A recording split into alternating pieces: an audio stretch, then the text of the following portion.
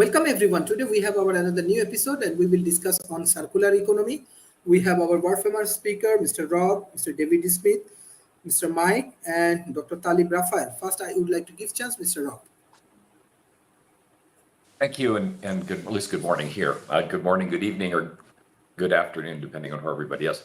It's good evening. Circular economy, it's night. In its base form is basically you consume what you create. The idea is that you approach in an absolute zero waste. Whatever you produce, you reuse until that reuse is no longer viable. But even then, you still put the material back into some type of structure, a building material, something along those lines, and we certainly are capable of doing that. A lot of times when we talk about circular economy, we talk about derivatives. Maybe we burn some of the waste. Maybe we get credits for somebody else properly disposing of the waste. That's not really circular economy. It's attempting to get around the overall goal of zero waste, and not really addressing the problem that you're attempting to address, which is the entire removal of waste, whether that be plastic waste, carbon dioxide, or whatever. You consume what you produce. You don't make the world a worse place, and we need to keep that goal in mind, because that's how you stop the problem. Is getting to now. You may never get there, but you need to set the bar high enough so you don't figure that you've arrived before you've solved the problem. And so it's very important we look at circular economy as absolute waste removal, the absolute as a goal, and then however far we get there and the methodology we do against that particular metric, and that gives us a goal that may not be achievable in our lifetime, but one that could be sustained over generations. If we take shortcuts, if we try to mitigate the cost of doing this, which won't be cheap, or we politically manipulate the information, then we're not going to accomplish the goals we're attempting to accomplish, and that goal again is to stop contributing waste to the environment. It's and you can do other things. Don't get me wrong. You could have aggressive waste removable programs that could also mitigate waste, but they would be in parallel, not to replace the overall goal of not creating the waste in the first place. So let's be aware that circular economy isn't the only thing that you would use as an overarching goal. You might have intermediate goals that would encourage disposal, that would include safer removals. Sorry for the alarm; those are proximity alarms. Apparently, somebody just walked up my driveway. But for a true circular economy, you are producing throughout the production process no waste. Everything you produce is reused. When a product hits the market and somebody is done with the product, it is dismantled. The core components and minerals are put into the manufacturing process again, and the end result is you're not dropping stuff into landfills and certainly not dropping it into the ocean. So keeping in mind the overall goal and the absolute nature of circular economy is important, because the tendency is for organizations to set lower bars so that they can report they've achieved goals that would otherwise be unachievable. And even though this may be unachievable, the aspirational goal of circular economy is still viable, and the bar needs to be set high enough so that we can achieve the overall. I'm reusing goal too much, but we're achieving the overall goal of a much cleaner and better planet. And I'll pass over to David. Thank you.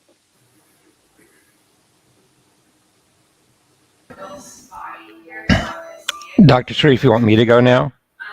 Go ahead. Okay. Yeah, I agree with Rob as what he was saying about the whole circular economy. Thank you, Sharif. I agree with what Rob was saying about the whole circular economy, particularly as you look at it, is that it's not only just an economy of reuse, it's also a model of production consumption, but also sharing and reusing and recycling, and really putting those together to tackle a lot of challenges not just purely environmental, but biodiversity loss and others that kind of go there. It's also one that is looking at how do we change our consumption models with the consumers, and how do we work on that to create a future that is more sustainable for everyone as we try to um, refocus and reframe what we're doing in the world. The circular economy is one that we really want to go and see how can we change the entire ecosystem from the sourcing of the from design to the sourcing of the raw materials to the manufacturing, distribution, to the use of it by the end customers, but then also what happens to that material when the end customers do not need it anymore and do not want it anymore. And that is the part that makes it a circular, is that it comes back and is begin to put back into the system and is being used again as part of that whole process of the circular economy. And there's many different models for it. You see different circular models, you see butterfly models that are being put in place around it. And you're seeing that governance is a very important part of a circular economy as well. Governance within the corporate level, within the government level, and the different places it could be combined. Sharif, can you bring up that slide? Yes. And you can see here in that how it works through the process of even the collecting, recycling, and even what you do with the residual waste. That it's just like a biomass plant. A biomass plant can generate electricity. It can generate other outputs of steam, heat, but also often the residual materials from a biomass plant are used for fertilizer. They're used for manufacturing of other products too. And that is part of what you see as you're working in the circular economy, is how it can be used that way. And it really looks at it from the complete life cycle here, with the extraction, the manufacturing, the retail use, the consumption, and going back into the process again. And finally, it you have to define the business model very differently this way. You have to work through all the steps of a classic business model, but then you need to look at the circular business model and how do you redefine it? How do you look at packaging? How do you explore new opportunities to to excel in the circular economy? And this is an example that I apologize is really hard to read, but in the circular economy, this is what's called a butterfly diagram. And the butterfly diagram is one where you really go in and work through each of the steps of working with it, and being able to really expand it into the ecosystem of everything. Because on the left hand side of the butterfly chart, what you have is you have the different ways to extract and manage the materials, from the extraction of the materials to doing things like, in this instance, a biochemical feedstock. How do you get biogas out of it? How do you regenerate? How do you do the farming collection and the renewals? On the right hand side is more the stock management.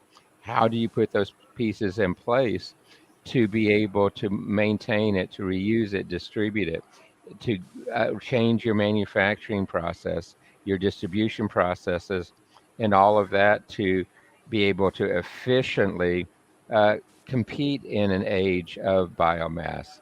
And that is one of the really key points is here is you want to go ahead and make the system where it is the standard system going forward in a regenerative environment instead of an exception.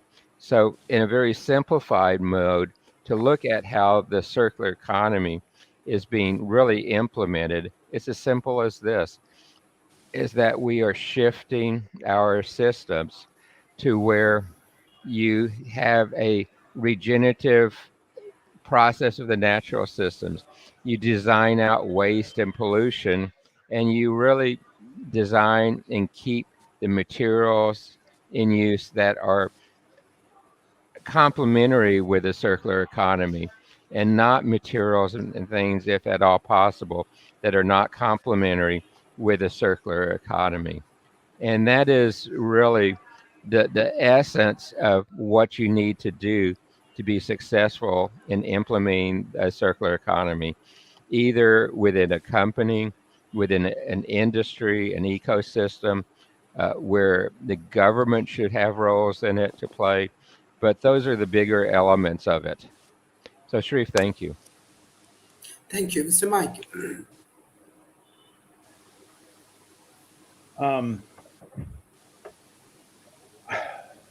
If you look at the history of the world, I mean, there have been many societies that have had circular economies. It's just we would normally, from a Western perspective, say that these are poor Aboriginal or Native communities, but they've been circular for thousands of years.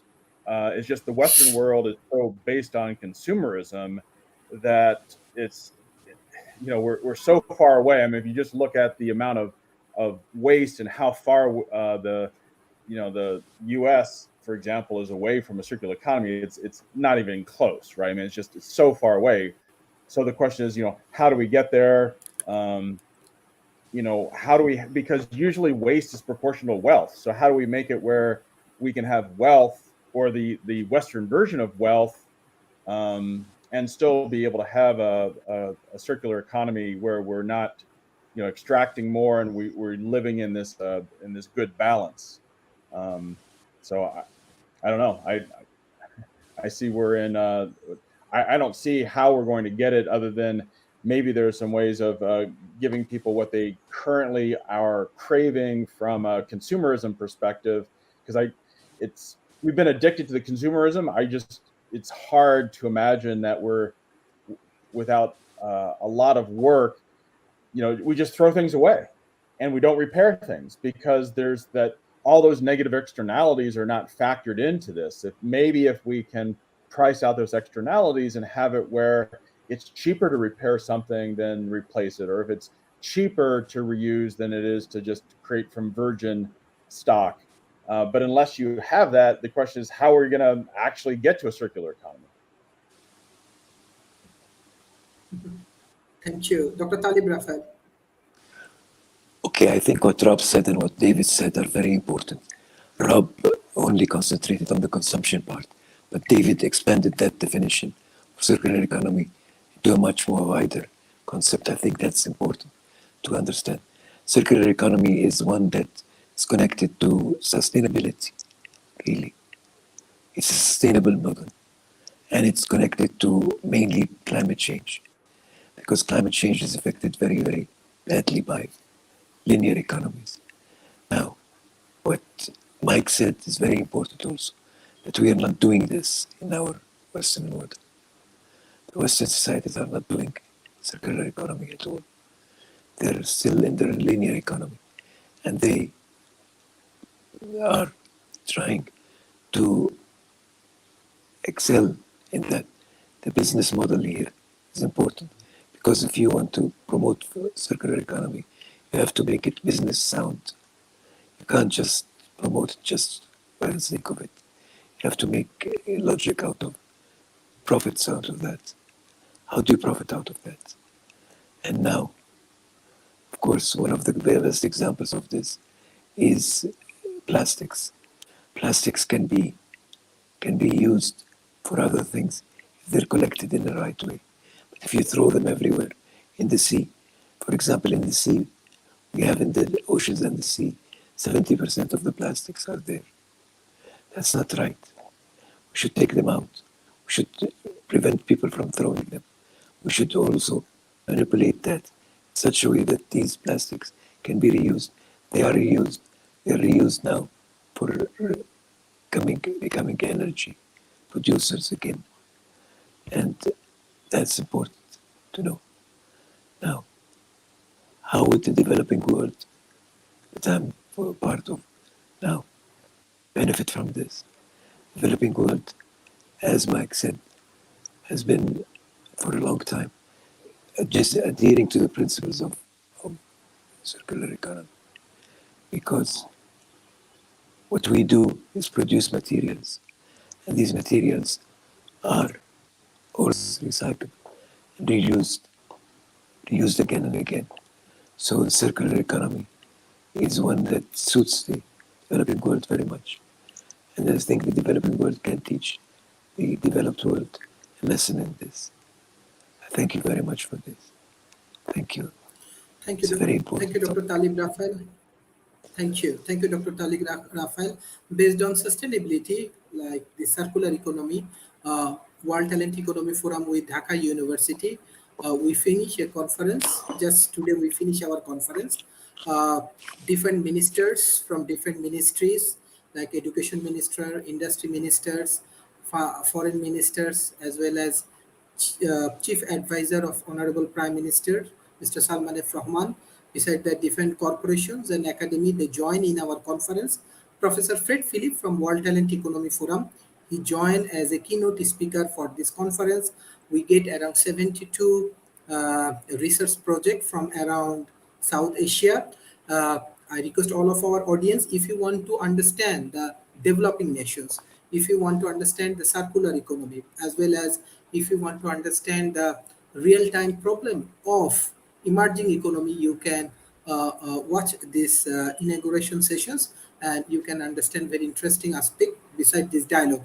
World Talent Economy Forum always focus on action. So how we can take different projects to execute the circular economy, country like Bangladesh or India. This month we have another conference with Ministry of Business and ICT ministries in India. Definitely we will collaborate with Indian Prime Minister Office. So what is the advice of our honorable speakers? Also, you are the advisor for World Talent Economy Forum. So how we can improve, how we can execute the circular economy? Professor Rob.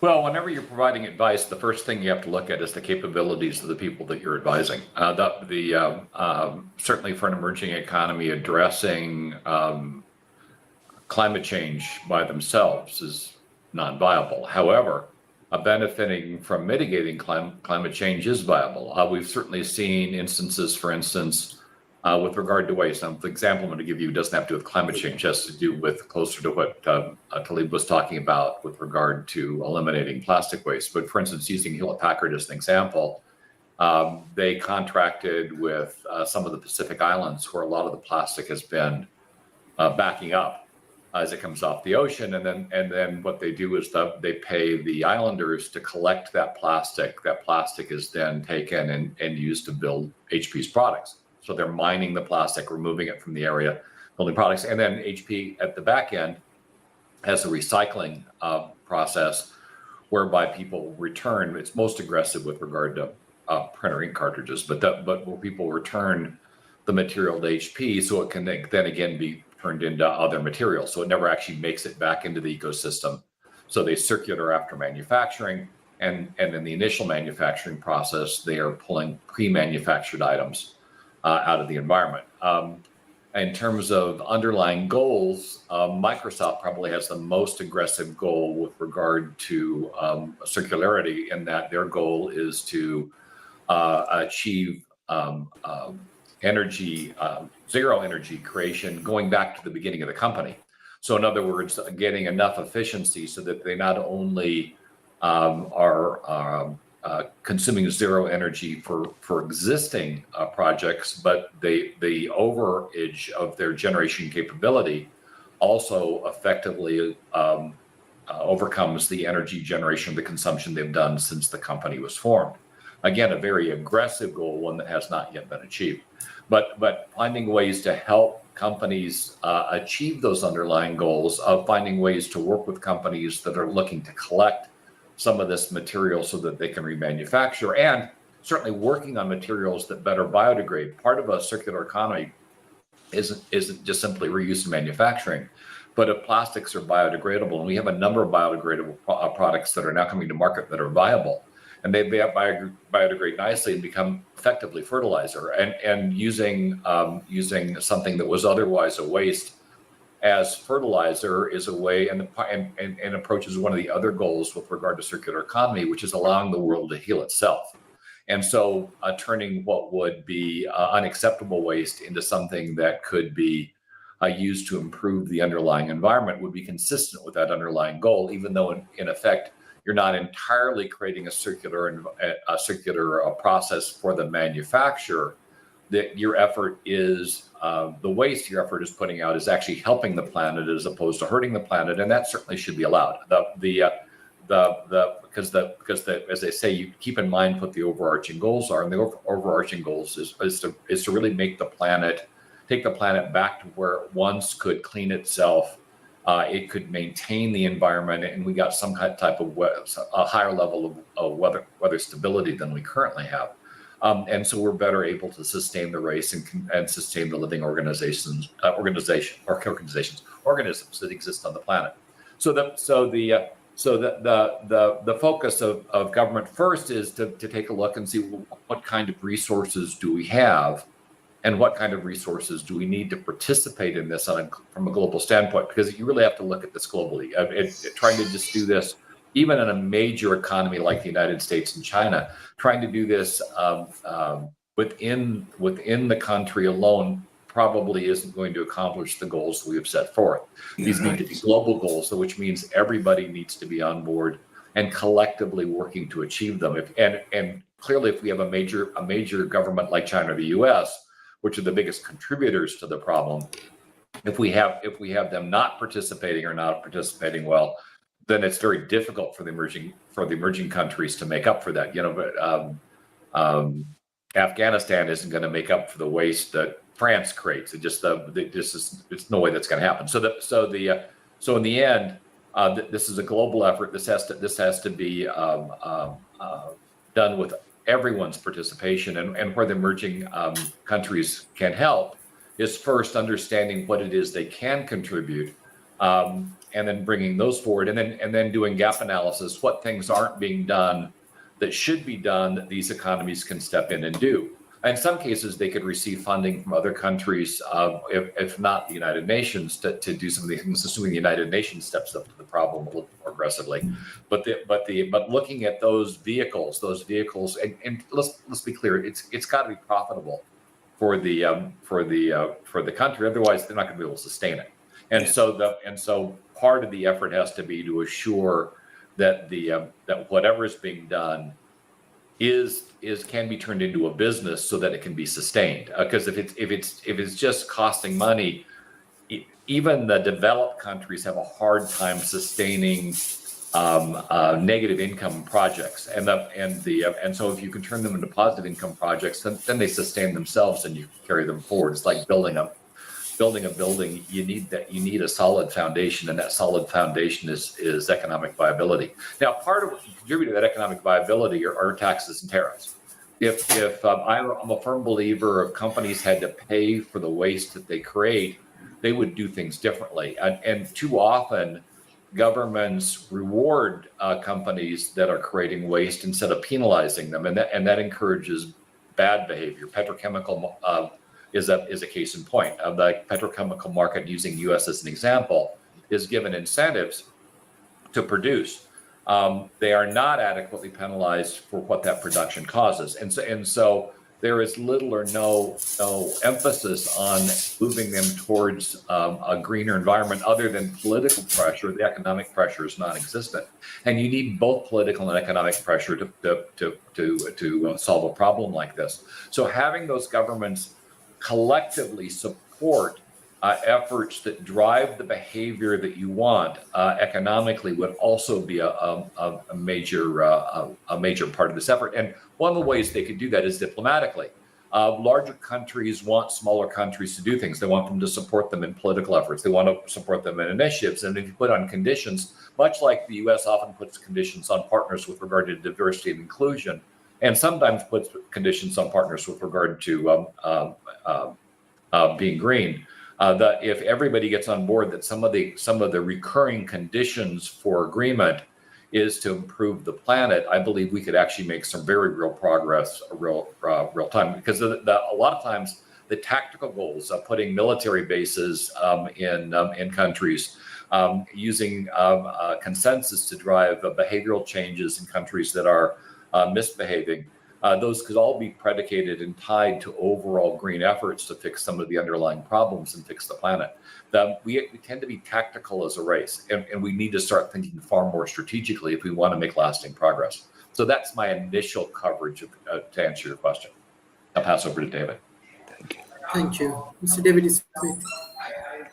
I agree with what Rob just said yet again, in that as you look at the circular economy and how it's going to be used, you've got to work through the barriers and some of the constraints he outlined there, because they are considerable when you look at the fact that the retail sector is heavily involved and really part of the circular economy discussion.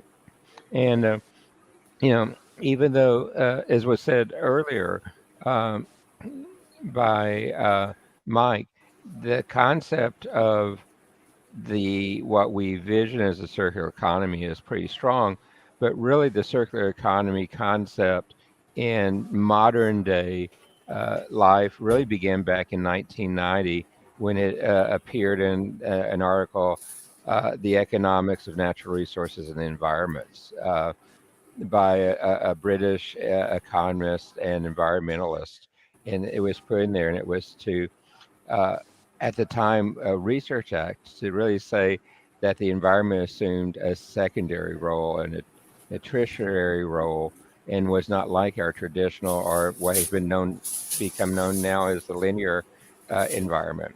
And it was one that was really created to be much more powerful as you're looking at, because really, as has been alluded to earlier, the circular economy is based on three principles, uh, driven it by design, really. It's to eliminate waste and pollution, circulate products and materials, and that's been modified to say to circulate them at their highest value and to be regenerative. And it's really a transition that has been discussed, as we've seen, to go between these environments and be able to work down through those environments.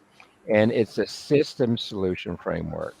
It's not just the individual pieces, but it tackles these challenges through a systems view, using linear dynamics, using other principles like that to change not just a piece of the process.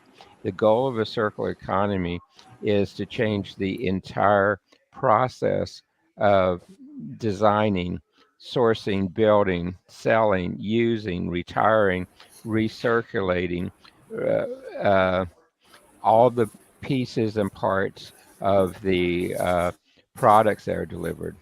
And of course, the largest component of this is the consumer, and the consumers most must like the products to be really effective. I'll give you a great example of that. One of the products that is being proposed to use in the circular economy is recycled paper straws. And I can tell you, for one, when I get one in drinks, it makes my experience less enjoyable of drinking it, because it does add taste, it's flimsy, it's other things like that. And so I have a bunch of friends who absolutely refuse to use them, because it's not a product design that meets the consumer's needs. But from a circular economy standpoint, that's an example of a product that is well suited to be used in the circular economy. So the consumer acceptance of products that are built to meet the goals and challenges of a circular economy are very important to consider. And most designers today, most product managers today, are not educated in the concepts of a circular economy. Consumers are not educated in the concept of a circular economy. For us to see this as a change, actually effective across the globe, is something that we have to begin to put even into our our elementary type of education systems. We need to educate people about the circular economy at all different levels for it to be effective and for it to be able to be implemented. Um, we have such traditions of what we use, and it's hard for people to adapt to new things when they're used to another, particularly if it changes the usability of the product, particularly if it changes some of the functionality, some of the things like on the circular economy type straws, the taste even. You have to go ahead and be able to be educated why the changes were necessary and how they're being used. And to me, that's a very important consideration that is just not taught today to engineers, to designers, to politicians, and others as the basis of the circular economy and the impact each of those stakeholders can have as you begin to try to implement a circular economy, Sharif. And that is probably the biggest challenge in the ability to successfully implement this is the education piece on all the various stakeholders of the circular economy. So, Sharif, I hope that answered. Yes, thank you, Mr. Mike. Yeah, I guess I'll disagree. I just don't believe you can depend upon educating consumers on behavior. I think they are price sensitive, and unless you put the cost, the true cost, including all the negative externalities in the price that a consumer is seeing, the consumer won't be able to make the choices. So because education takes too long, takes too much. It's just you got to put it in price where people can say, okay, here's product A on the shelf, here's product B on the shelf. If you have, hamburger and you say, okay, here's hamburger made this way and here's hamburger made this way. If all the methane emissions, if all of the water consumption, if all the transportation costs and everything's were factored in, then a consumer could take the one that is the price really represents its impact on the circular economy.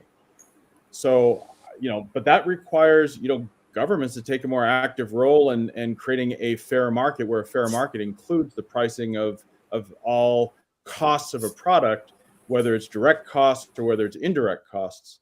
And those negative externalities are hard to price because they're indirect costs. And how do you represent, X percent of the plastics end up in landfill or in the ocean? And, I think we need to hold, people accountable to being able to price externalities.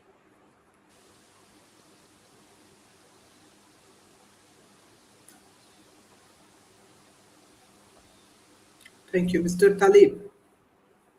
Okay. Dr. Talib What I Rafa. want to say here, circular economy is an economy after all. It's economy, so it has to have profit in it. If it doesn't produce profits, it won't work because people are not going to just do things for the good of them. They want to see the prices go down. They want to see that their environment is becoming better without them having to pay for that. That's something that's very important here. I think what Mike said is very important. I think that the circular economy, must remember it's always an economy. It's opposed to a linear economy, but it's an economy. So the production of things have to be made in a different way. But the issue of plastic is the issue of management after something is produced. Nowadays, you go to supermarkets, they try to give you paper bags, not plastic bags. They would be that should have incentive. Not going to look at the big picture.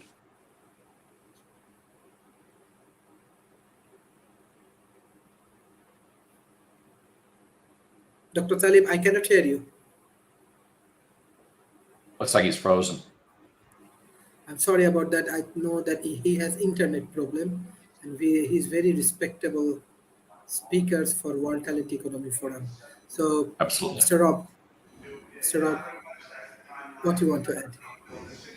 So Mike made a couple interesting comments, and for the most part, I think he's accurate. The part that I want to point out though is in the professional area with regard to purchasing.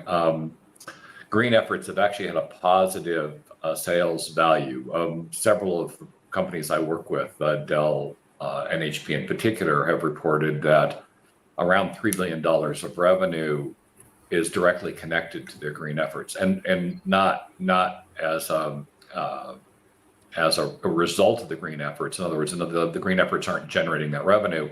It's that customers are choosing them over competitors because of the green efforts. And we've also seen that millennials and younger audience have changed their buying behavior to favor greener products. Now, there are limits to how much more anybody, professional or individual, is going to pay for green product. What takes us back to Mike's point is making sure the economics and the effort in line. And if the product is cheaper in green, it's a no-brainer. If it's more expensive in green, it really depends on how much more expensive it is and the nature of the buyer, whether they will go ahead and buy it. If it's the same price in green, though, that we've got definitive results that indicate that an educated buyer will pick the greener product. An uneducated buyer that isn't aware of whether it's green or not clearly won't be altered by that behavior. And so there is a delta. There is a demonstrated delta where both professional buyers and consumers will pay something extra for a greener product. Not a lot, but something extra. And certainly, if the product is less and it's green, they most certainly will buy it. And if it's the same price and it's green, they most certainly will buy it if they're educated. Because as I say, once again, if you don't know the difference makes a difference, then it's not gonna change your behavior. So education does make a play if you can drive through a product that isn't so economically disadvantaged, isn't so priced out of the market that people aren't going to buy it regardless of whether it's green. Look at Tesla sales to begin with, though, as an example. The real reason to buy Tesla, especially early on, because the electrical network wasn't in place, wasn't because you're going to get a better car. You might argue you're getting a faster car in some cases, but you're not arguing you're getting a better car, even one that was more convenient. Its only real argument coming out was that it was green. It wasn't even for the amount of money you paid for a Tesla. It was often pounded for being relatively sparse. It was much like paying a luxury car price and getting an economy car experience. But still, it ramped and it reached a valuation that at one point exceeded all of the other car companies combined. And so showcasing that a green effort, even one that wasn't particularly competitive and wasn't particularly utilitarian. In other words, it was very initially without that charging network in place. You couldn't use the Tesla as a primary car for most folks. It only could be a secondary car, and it was a very expensive purchase, often costing up to 2 times what a similar car would have been. A similar ICE car would have cost you to purchase. And so the major impetus to buy Teslas was this concept of being green. Now, granted, small group of buyers. It certainly doesn't represent the overall population of the world, and really represented populations that existed in the United States on both coasts. It didn't move through the middle, though I could go through an entire discussion of why that was and why the red states moved against Tesla, which had more to do with the fact that Tesla didn't have dealerships, and a lot of the politicians owned dealerships than anything else. But it does showcase that the behavior can be modified human behavior can be modified to prefer greener products, and that people will pay sometimes quite a bit, depending on the available income of the person, for a greener product. And the question is, can you scale that outside of electric cars into other areas? Well, possibly. I mean, the Tesla example showcases that at least in that one instance it worked. Now, one instance doesn't a global theory make, but it does showcase that at least that theory is viable. But overall, I would agree, if you can make a green product the same price or less than a product that doesn't have those attributes to it, then that's an obvious win. You line up the economics with the overall goal, you supercharge the goal. If you're fighting the economics with the goal, Tesla showcases you might still be able to accomplish it, but you're going to be swimming upstream as opposed to going downstream. So in the overall, I think Mike is correct. It's the way the effort should be. Where I differ with Mike a bit is we do have evidence that it doesn't necessarily have to be that way. But I do agree that if the two things align, it would work far faster, and you'd have far less resistance to accomplishing the goals.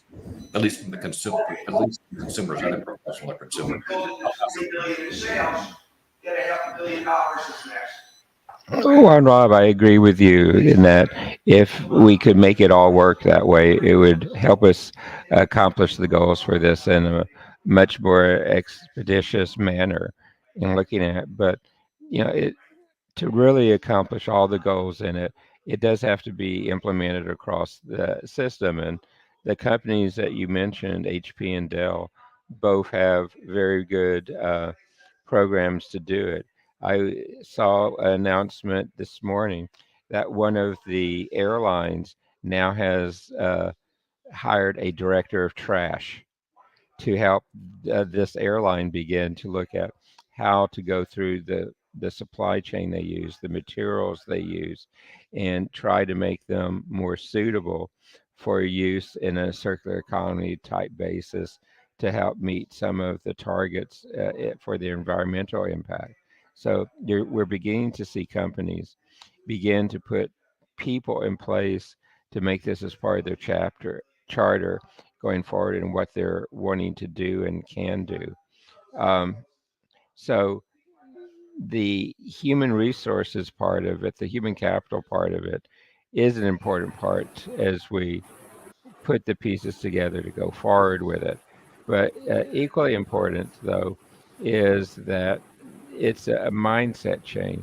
Back when I was involved heavily in the semiconductor industry, the consortia I was an executive at, Semitech, we put in place a program called Partnering for Total Quality.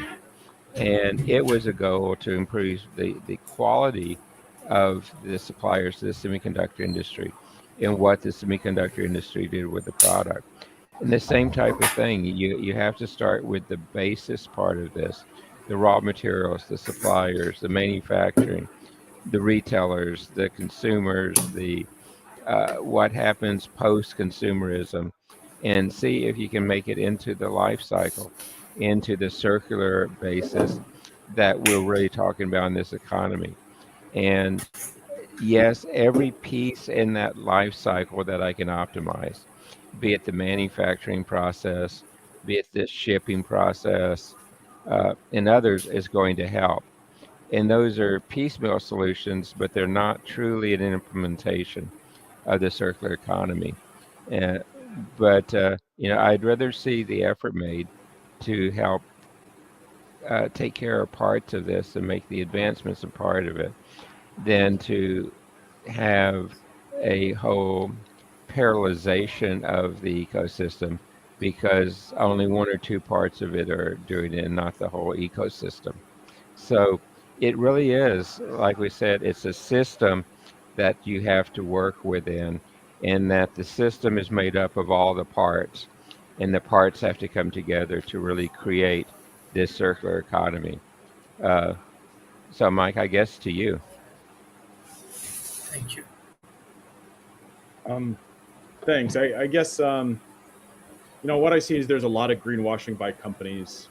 An egregious example is the buying of the carbon credits to not cut down forests, but that's just for the tip of the iceberg. So yes, there's been enough education where people can say, oh, okay, yes, we're green, please, buy from us because we're green, and like it's really just a fake facade that is being pandered on to the consumers and that companies are putting out.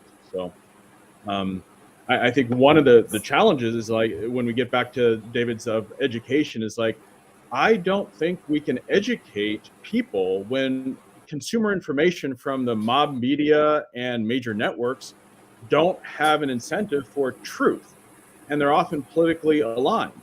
So in the political system in the United States is basically pay to play. It's like, okay, you can hire lobbyists to get your viewpoint across because you're the dominant place that's making profits and you want to continue those profits. You have no you have a mandate from your shareholders to maximize shareholder value, which does not mean that you should actually prioritize the planet or society. We're there, so we're going to be sitting around a campfire in 100 years and saying, remember when we maximize shareholder value, and we're all going to be dead. So I think it's how do we actually get out of this, what I consider a nosedive into a morass of crap. We are headed in a direction that I don't see how to pull up from, given the corruption in the media, given the corruption in the way that our algorithms are programming and brainwashing and putting out bad information. It is, I don't see how you can get to a circular economy given these circumstances. Thank you. Dr. Talib Raphael. Dr. Talib, are you with me? Sorry, Mr. Rob, what's your concluding remarks for today?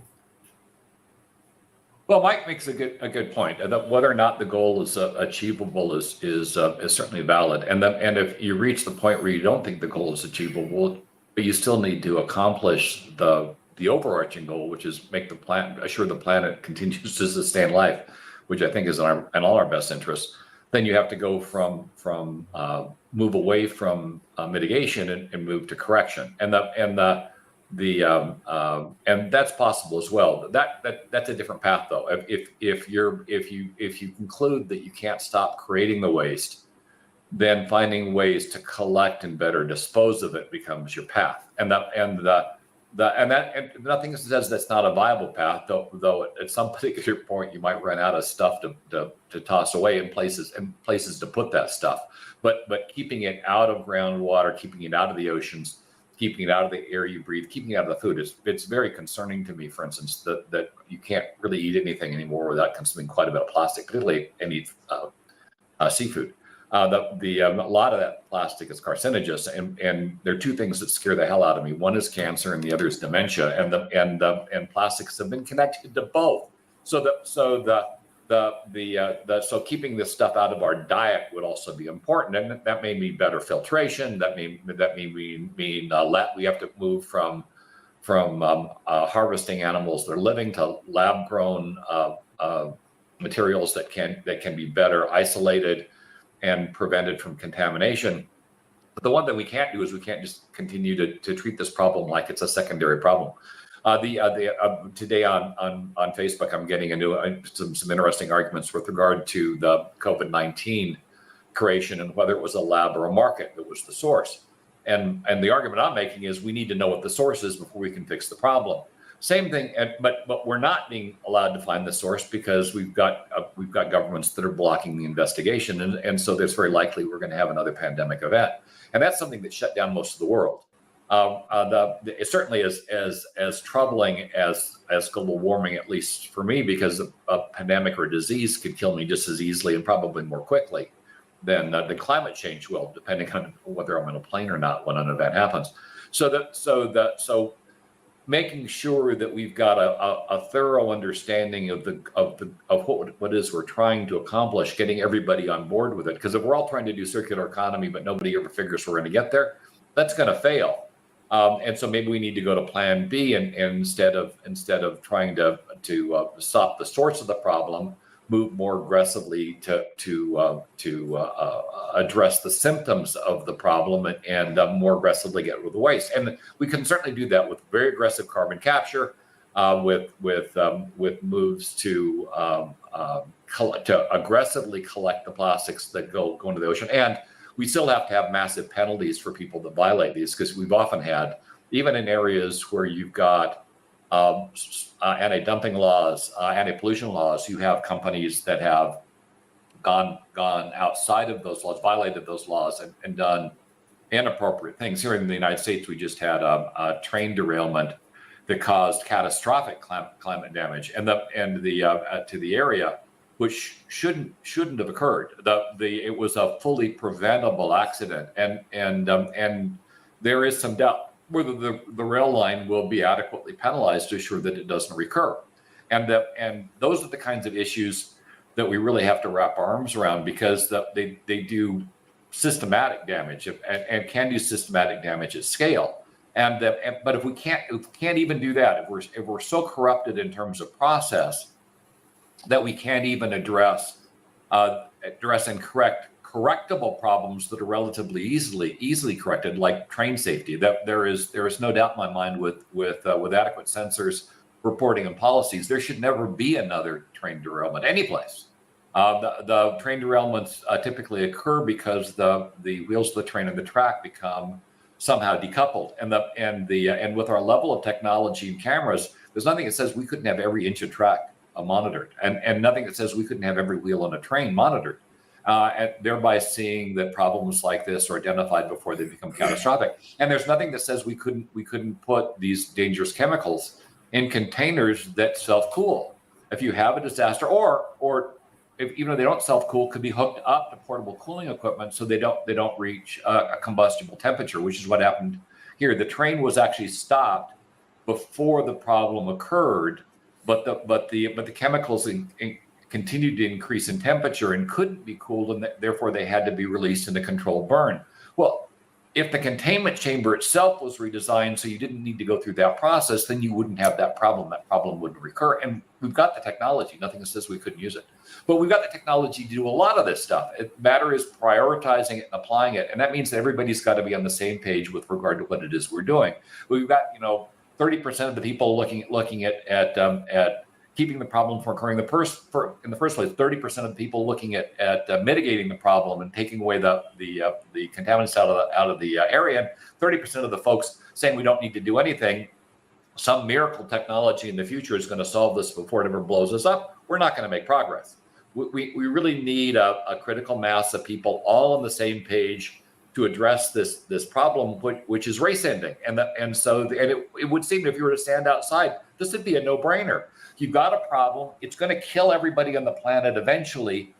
Let's fix it. Whatever the path we take, let's just all get on the same page and get it done, as opposed to arguing about the process or arguing about whether the problem even exists, and then we can make progress. The misinformation comment that Mike made was to point. One of the major things we need to address here is misinformation, so that at least people understand the decisions they make, and those decisions are well founded in fact. Greenwashing is a major problem.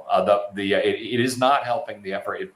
It's got green in the name, but it is counterproductive and it is counter-strategic. And so those kinds of practices should probably be just outlawed.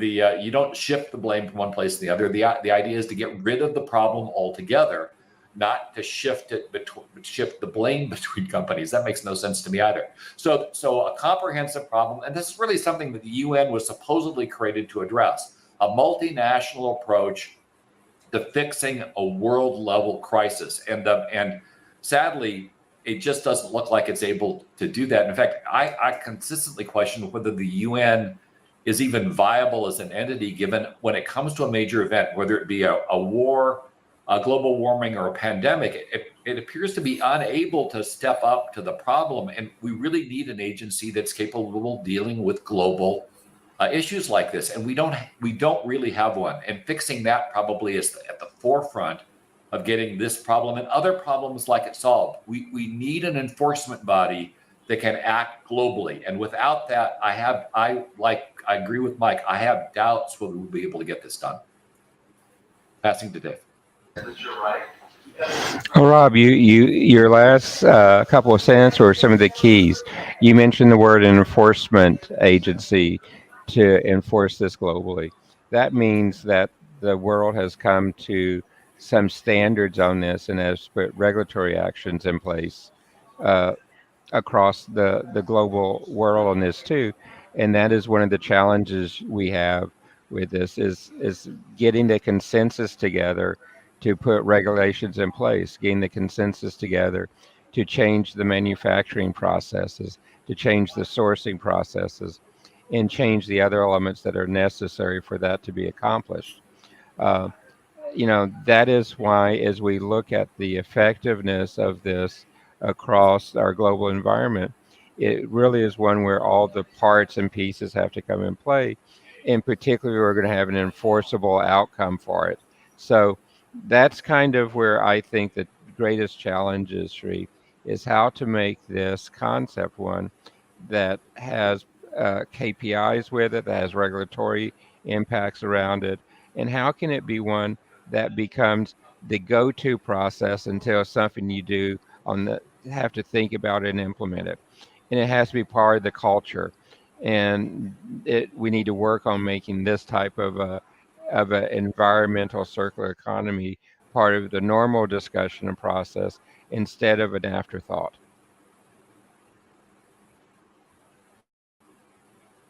Thank you, Mr. Mike. What's your concluding remarks? Well, so I'll keep on heading down the path of like we're headed towards a crash, and then I'll pull up at the last moment. So, it's very hard to fix a system when the system itself is broken. As Rob pointed out, the UN has no teeth, and we have no viable enforcement body. And so what happens is you have the companies like the railways, and using his example is you hire the lobbyists to get the regulations that they want because that enhances shareholder value because it lowers the cost of them doing business in the short term. And any of the fines that they pay is insignificant compared to the profits that they can get if they do the status quo. So, we now have a system that's similar to basically asking the criminals to vote on laws and whether we should fund the police department. I mean, that's really where we are. Now, I'm an optimist, even though it may not sound like it. But I think the way that we can pull up from this is the following, and it doesn't require a global enforcement body. It doesn't require governments to do the right thing. I think it's actually innovation. And I think it's the innovation where we can have alternatives for things that even if you don't price in externalities and you don't have the true cost, that the best option is the lowest cost. And let's use solar and wind as an example of that. So solar and wind is less than coal now so why is China building more and more coal plants when the sunlight is shining just fine and they have some of the largest productions of solar plants? I don't understand that. But that's what we need is we need innovation that even if you don't have all these things, it's still the cheapest. For example, like Transit X is trying to provide transportation that's better and less expensive than our car addicted culture. And so if you give people something that's better than a personal car, that is lower cost and higher utility, better safety, then that's an example of innovation providing something that is superior to an alternative, so you're not relying on the externalities. It's just so inexpensive that you just win on everything. And maybe that's my hope for the humanity in the future, is that we may be able to dig ourselves out of this nosedive and societal crash by innovation. I hope. Thank you. This is excellent session. Definitely from these sessions, our audience can learn many interesting things. I think Dr. Talib also, he has internet problem. So this is one of the major problem of developing nations, that we have internet problem, we have electricity problem, and many more things. But definitely we have to solve. But we are taking action. We are solving the problems of emerging economy through our action. Today, World Talent Economy Forum with Dhaka University. It's Oxford of South Asia. We finish our conference.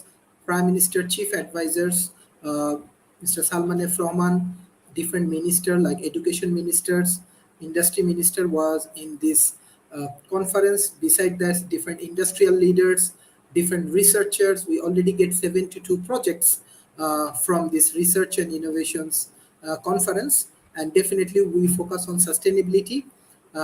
We focus on climate change. And hopefully through this process, we can solve many problems. And most important thing is that I want to give a special thanks Mr. Fred Philip, because from World Talent Economy Forum, he joined in this conference as a keynote speaker. Hopefully our other speaker will join in the futures as a keynote speaker, as a participant of this conference. And this month, 27 and 28, we have very, very important conference with Delhi. 1,500 companies, they actually join in this conference. So we will collaborate with this company. So hopefully, with all of your support, we can make a meaningful contributions. Dr. Talib Rafal, I think you come back. You want to add something as a Thank you. I just concluding can't remarks? really add anything that's what Michael said. What Mike said, I didn't hear. I just heard Rob and David, Yes. which is important now. What's Now, your Rob, concluding remarks? Yes. okay, my concluding remarks are the following: that like climate change, like COVID, it doesn't recognize any borders at all. These are two things that taught us this lesson. We have to work together, definitely. And we cannot work without a multilateral system operating. I'm with Rob 100%. Multilateral system is not functioning well. Not the UN only. Even the EU. The EU in the COVID-19 was operating in different ways. There were 3 countries that had 3 different systems next to each other. Couldn't travel from one place to another. So it's not just the UN. It's the UN basically, but it's the EU, it's the US also. The US is not a united anymore. Every state is working on its own. That's something that we should always keep in mind. But when it comes to circular economy, circular economy is, as David said, something that you have to look at it from a bigger perspective, from the perspective of the thing, the minute it's manufactured. The minute it's manufactured, not after the manufacturing. We should think just of waste, or how to collect the waste. But initially, the production of this material has it come to be something of thought before it was used or not. That's what I want to say. Thank you so much. Sharif, you did a great job. Thank you. Thank you, everyone. Thank you. Very important. Thank you. Very important. Thank you, Dr. Talib. We want to do talent economy summit or conference in your countries, and definitely we want to bring all of the scholars from around the world. You're more than welcome. More than welcome. Thank you. Thank you. Thank you, Professor Rob. Thank you, Professor Talib, for your continuous support for World Talent Economy Forum.